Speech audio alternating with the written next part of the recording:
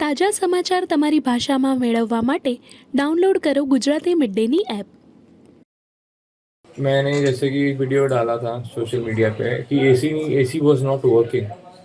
जब ग्राउंड पे था एसी नहीं चल रहा था, उसके बाद एसी का कंप्रेसर चलना स्टार्ट हुआ, लेकिन ऑन ऑफ करके ही था वो, ये नहीं कि एक कांस्टेंट टेम्परेचर। इट वाज कभी मतलब ठंडा है ठीक सा कर रहा है, कभी फिर वही सी गर्मी वाली फील आ रही है। बीइंग ए पैसेंजर मुझे थोड़ा सा लगा कि कुछ मे बी कुछ थोड़ा अनयूजुअल मुझे लगा बाहर फ्लैप्स को देखकर। जो टेक ऑफ के टाइम फ्लैप का बिल्कुल पीछे पार्ट है, बीच में है, वो नीचे हो रहा है बार बार, नीचे ऊपर। मैंने फ्लाइट बोर्ड करी दिल्ली से, वो वही सेम एयर बोइंग 787 ड्रीमलाइनर था जो कि कल AI-171 में क्रैश हुआ है। ये दिल्ली से फ्लाइट जब टेक ऑफ करी थी, ये AI-423 बन के चली थी दिल्ली से। इसका शेड्यूल डिपार्चर था 9:50 AM 12 जून 2025, और इसका अराइवल टाइम था अहमदाबाद में 11:30 AM 12 June 2025।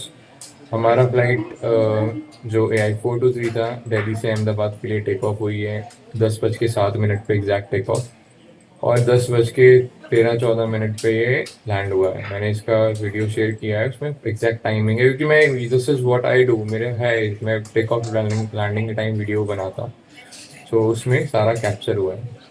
Flight take off okay था, कोई इशू नहीं लगा एज सच। जब मैं बैठा था, बैठने वो इशू नहीं लगा। जब मैंने वीडियो रिकॉर्ड करी, मैंने बाद में देखा, तो मुझे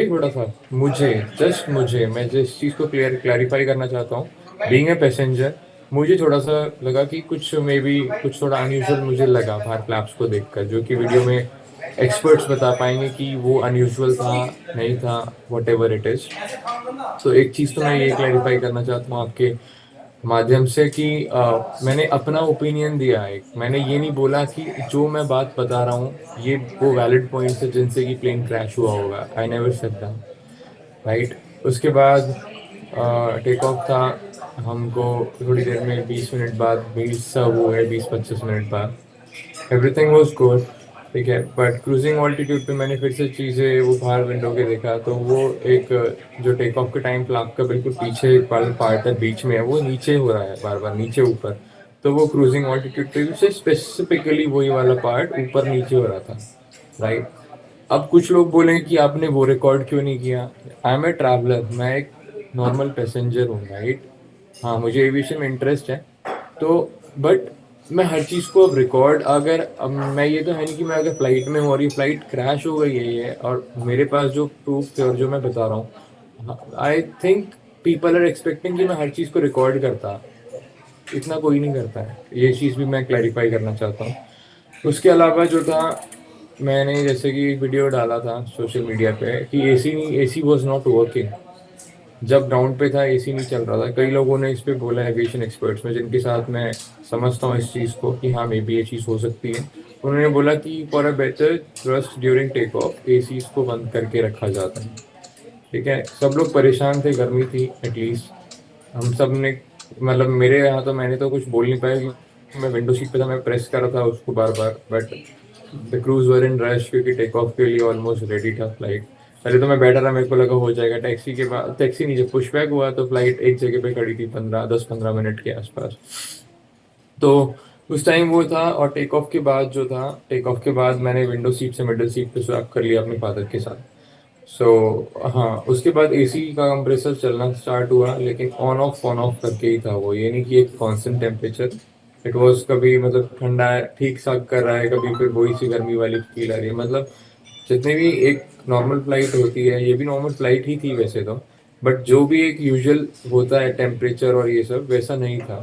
जो भी पहले उस फ्लाइट में और भी लोग थे, मैं रिक्वेस्ट करता हूँ कि उन लोगों से भी कनेक्ट किया जाए, क्योंकि जब हम अहमदाबाद लैंड किए थे और जो उनकी बस से हम अराइवल हॉल पे जा रहे थे, तो उसमें भी लोगों ने एंटर करने के बाद ये बोला था कि प्लेन से ठंडा एसी तो बस का एसी है, right.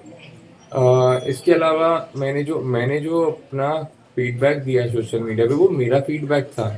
It has nothing to do with the crash. मैंने ऐसा कहीं पे मेंशन नहीं किया। मैंने ये मेंशन ज़रूर किया था कि कुछ चीज़ें मुझे गड़बड़ लगी थी। बट एक बात बताइए कि हर बंदा दुनिया में है, सबके लिए हर चीज़ का अलग पर्सपेक्टिव है। और कुछ लोग बोल रहे कि आप पहले करते ट्वीट इसको, मैं एग्री करता हूँ अब, लेकिन मैं किसी मीटिंग से गया था अहमदाबाद में, राइट। और मेरा चेक इन लगेज भी नहीं था। मैं एयरपोर्ट से निकलते ही डायरेक्ट गाड़ी में बैठा हूँ, गाड़ी में बैठते ही मेरी मीटिंग स्टार्ट हो गई है, क्योंकि मेरे को शाम को ही, कल रात को ही वापस एयर इंडिया की फ्लाइट से दिल्ली आना था। मेरे पास टाइम बिल्कुल बहुत टाइट शेड्यूल था मेरा। मेरे को नहीं पता था ना ये प्लेन क्रैश होने वाला है, किसी को भी नहीं पता था प्लेन क्रैश होने वाला है, राइट। मैं अगर ऐसा कुछ होता मैं इमीडिएटली डाल देता। मैं गाड़ी में बस बैठा, just took me 5 minutes 10 minutes to exit the airport. मैं गाड़ी में बैठा, मेरी मीटिंग वहीं से स्टार्ट हो गई थी। एंड मेरे को अहमदाबाद से 120 किलोमीटर दूर जाना था, फिर आना भी था, रूट पे ट्रैफिक भी होता है। So if people are expecting कि मेरे को पहले करना चाहिए था, आई नो करना चाहिए था, बट ऐसा कोई मतलब है नहीं। आप पर्सनली भी प्रॉब्लम हो सकती है किसी बंदे की, या पर्सनली भी कुछ रीज़न हो सकते हैं बंदे के किसी के, कि मैं गाड़ी में बैठा, मेरी मीटिंग स्टार्ट थी, मेरे फ़ोन की बैटरी कम थी, मैंने फ़ोन को चार्जिंग पे लगाया गाड़ी में ही, और उस टाइम थ्रू आउट मैंने मीटिंग करी, ये सोच के जैसे ही मीटिंग ओवर होगी मैं करूँगा। एंड टू बी ऑनेस्ट, मेरा मीटिंग उस टाइम बस थोड़ा सा गाड़ी में ये था कि चलो अब रेस्टोरेंट चल रहे हैं, वील हैव लंच टुगेदर। तो मैंने कहा चलो ठीक है, मैं एक बार ट्वीट कर देता हूँ यार ये वाला इशू ना। मैंने जैसे ही मैंने ट्विटर खोलने से पहले अपना इंस्टाग्राम देखा तो किसी ने मुझे ऑलरेडी डीएम कर रखा था। फिर मैंने गूगल किया, आई गॉट स्केयर्ड कि यार ये तो वही प्लेन था जिससे हम आए हैं। સબસ્ક્રાઇબ કરો Gujarati mid day. Bell icon પર ક્લિક કરીને મેળવો તમામ વિડીયોના ડાયરેક્ટ નોટિફિકેશન.